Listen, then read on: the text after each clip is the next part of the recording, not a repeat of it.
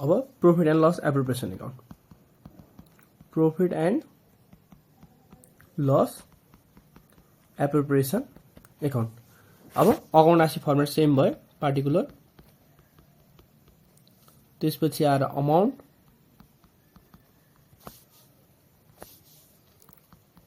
Particular त्यसपछि आएर amount भयो यतापट्टि डेबिट भयो यतापट्टि क्रेडिट भयो हो यता धेरै चाहिँदैन है ल पहिला सुरु बुझौँ profit and loss appropriation account भनेको यो एप्रोप्रिएसनको मिनिङ भनेको एपोर्सन गर्नु बाँड्नु भने के केलाई बाँड्ने त सर भन्दाखेरि चाहिँ पहिलो सुरु चाहिँ अघिल्लो वर्ष नाफालाई लेखौँ बाई ब्यालेन्स बिडी अब क्वेसनले बाई ब्यालेन्स बिडी भने त दिँदैन क्वेसनले के भनेर दिन्छ यसलाई कि प्रॉफिट एन्ड लस अकाउन्ट भनेर दिन्छ कि प्रॉफिट एन्ड लस एप्रोप्रिएसन भन्ने दिन्छ अब कुनै केसमा रिटेन अर्निङ पनि भन्न सक्छ यो भनेको अघिल्लो वर्ष नाफा त्यसपछि आएर यो वर्षको नाफा लेखौँ बाई नेट प्रॉफिट बिडी भनेको यो दुईटा आयो टोटल भयो अब यसलाई तीन ठाउँमा बाँड्न मिल्छ अरे फर्स्ट भनेको propose dividend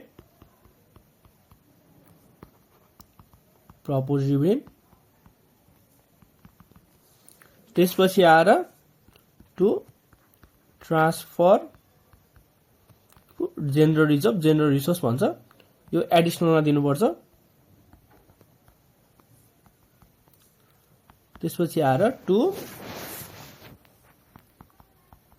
tax paid for last year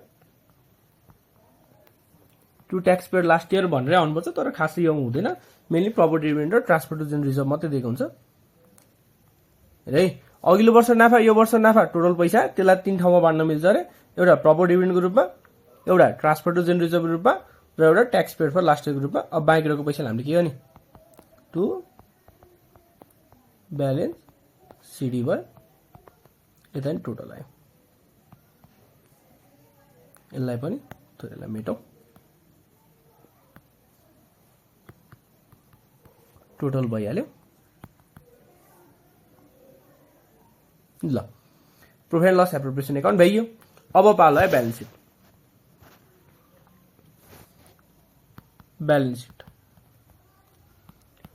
balance seat अब यो ब्यालेन्स सिट गर्नुभन्दा अगाडि के गरौँ भने मैले चाहिँ ल ब्यालेन्स सिटलाई कसरी याद गर्ने भन्दाखेरि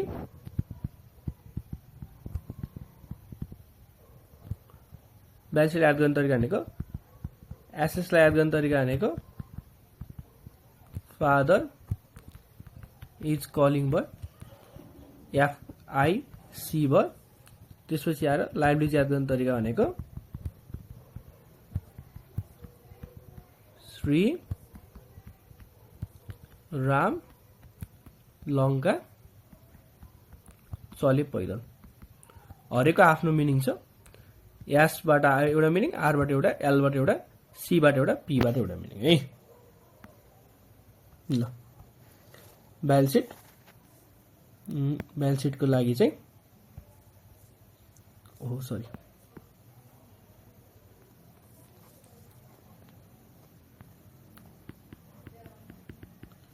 capital and liabilities amount त्यसपछि आएर एसेट्स अमाउन्ट भयो त्यसपछि आएर यसलाई यो अमाउन्टलाई पनि यता तान्दियौ त्यसपछि आएर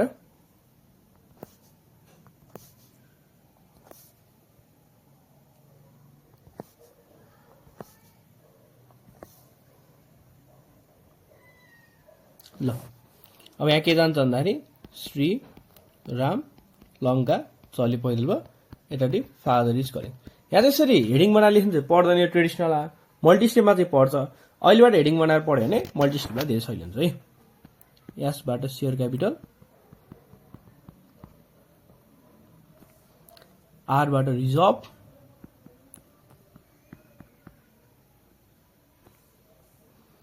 एलबाट लोन एन्ड बोरोइङ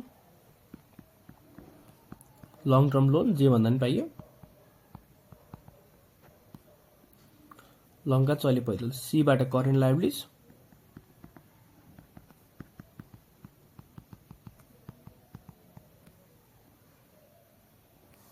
त्यसपछि आएर पीबाट प्रोभिजन। ल यो भित्र के जान्छ र शेयर क्यापिटल भित्र एउटा शेयर क्यापिटल जान्छ, एउटा शेयर प्रिमियम जान्छ। शेयर क्यापिटललाई इक्विटी शेयर पनि भन्छ। अब प्रिफरेन्स शेयर आएको कुरा सबै कुरा यहाँ लेख्दा हुन्छ। रिजर्भमा all type of reserve, general reserve, capital reserve,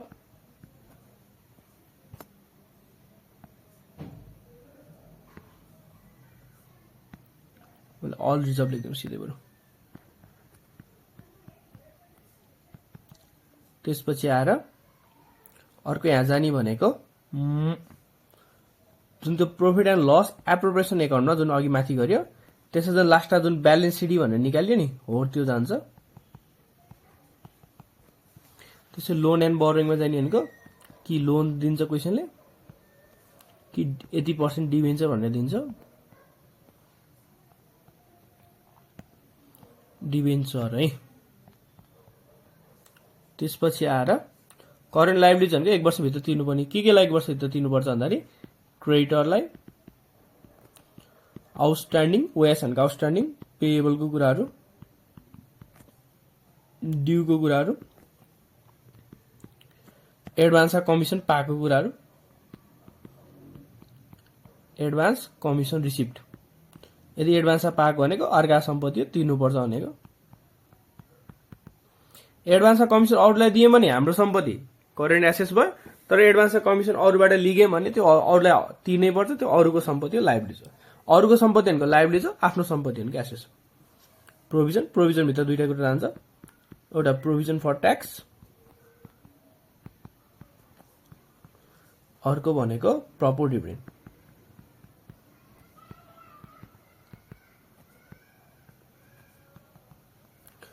त्यसपछि आएर यताले father is कलिङमा एफबाट fix assets. Fix एसेट्सको meaning भनेको 1 वर्षभन्दा बढी चल्ने भयो। त्यो 1 वर्षभन्दा बढी चल्ने फिक्स एसेट्सलाई के भन्नुपर्ने भन्दाखेरि जस्तै फर्निचर भयो। अब यसको डेप्रिसिएसन छ भने हामीले घटाइन्छ। इक्विपमेन्ट भयो,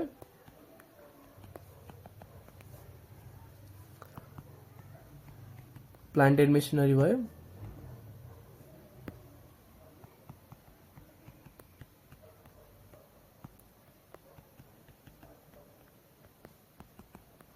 त्यसपछि आएर ल्यान्ड एन्ड बिल्डिङ भयो। यिनीहरूको डेप्रिसिएसन छ भने घटाले नि। त्यसपछि आएर भेहिकलको कुरा भयो।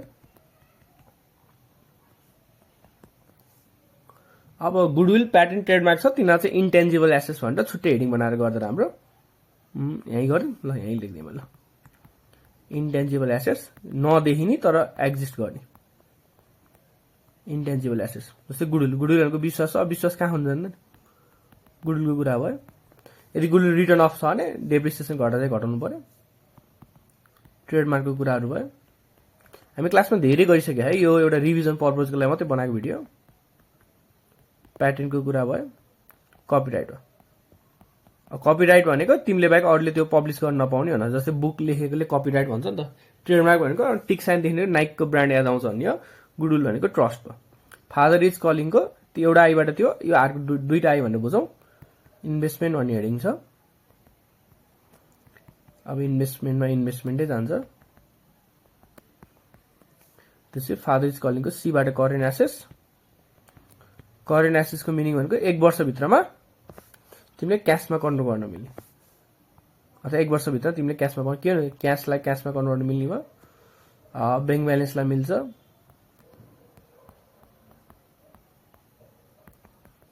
त्यसपछि आएर क्लोजिङ स्टकको कुरा। क्लोजिङ स्टक इन्भेन्ट्री पनि भन्छ स्टकलाई। डेप्टर्सको कुरा। यदि डेप्टर्समा ब्याड डेप्ट छ भने ब्याड डेप्टलाई घटाउनुपर्छ। त्यसपछि प्रिपेड र एडभान्सको कुराहरू।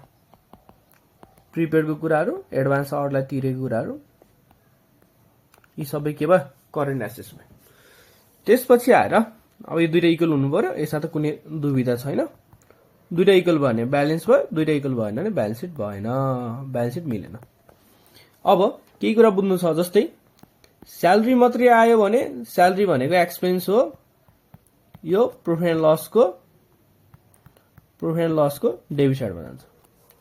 तर प्रिपेड स्यालेरी आयो भने स्यालेरी तिमीले पहिले तिर्दियो अरे क्या, महिना मर्नुभन्दा अगाडि, भनेपछि भोलि फिर्ता माग्न मिल्यो, यो तिम्रो सम्पत्ति भयो।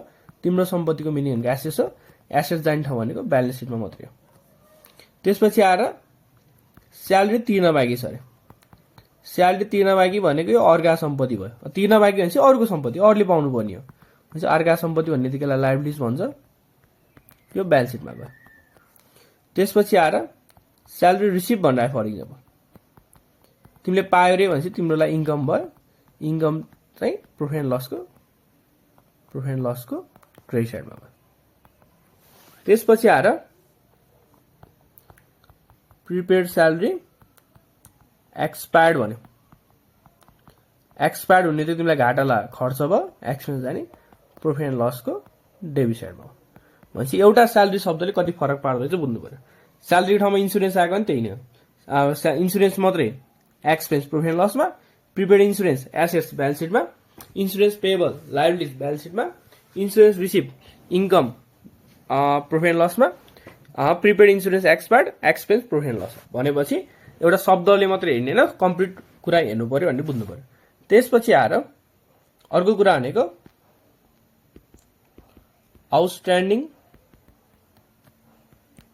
Due payable. यो तीनटा शब्दले के बुझाउँछ भने अझै तिर्न बाँकी छ भनेपछि अझै बाँकी छ भनेपछि जोड्नु पर्यो। यदि एडिसनल नदेखा भने अझै तिर्न बाँकी भन्ने बुझ्यो। प्रिपेड भनेको अथवा एडभान्समा तिर्नु भनेको यो अर्को वर्षको लागि दिएको, यो वर्षको लागि होइन भनेपछि बढी तिरेको त्यसले घटाउनु पर्यो। आउटस्ट्यान्डिङ ड्यू पेएबल भनेको अझै तिर्न बाँकी छ भनेपछि जोड्नु पर्यो, प्रिपेड एडभान्स आयो भने घटाउनु पर्यो। अनि अर्को कुरा भनेको प्रपर डिभिडेन्ड 10% भन्यो भने यो 10/100 इन्टु सेयर क्यापिटलको हुन्छ। त्यसपछि आएर ब्याड डेट अथवा के भन्छ क्वेसनले प्रोभिजन फर ब्याड डेट भन्नु, पर्सेन्टमा जहिले पनि प्रोभिजन दिन्छ। प्रोभिजन फर ब्याड डेट भयो 5% भन्यो भने 5/100 इन्टु के को निकाल्ने, डेप्टरको निकाल्ने 5% भनेको केसमा। त्यसपछि आएर अरू बुझ्नु जरुरी के छ, नर्मली यति नै छ है। ल डेप्रिसिएसन 8% अन फर्निचर भन्यो भने डेप्रिसिएसन त खर्च 8/100 इन्टु फर्निचरको पैसा राख्नु पर्यो। त्यसपछि अरू के चाहियो ल नर्मली यति नै हो। ल अघिको भिडियोमा ट्रेडिङ प्रॉफिट एन्ड लस गर्यो, यो भिडियोमा प्रॉफिट एन्ड लस एप्रोप्रिएसन र ब्यालेन्स सिट गरियो। यति गरेपछि अब क्वेसन सल्भ भन्यो। क्वेसन सल्भ त हामी क्लासमै गर्छौँ यसलाई, सायद पछि म एउटा क्वेसन नि सल्भ गरेर सो गरिदिन्छु है। ल